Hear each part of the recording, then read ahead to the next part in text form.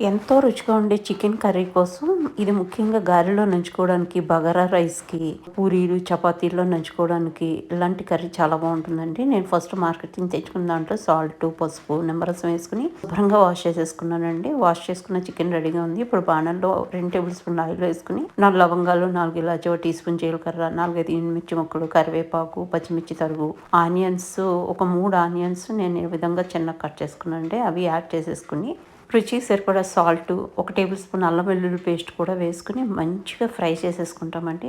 కొద్దిగా రా స్మెల్ పోయి ఇలా ఆయిల్ బయటకు కనిపిస్తున్నప్పుడు మనం శుభ్రం చేసుకున్నటువంటి చికెన్‌ని ఇక్కడ యాడ్ చేసేస్తామనమాట. నేను ఇక్కడ 1 కేజీ చికెన్ తీసుకున్నానండి.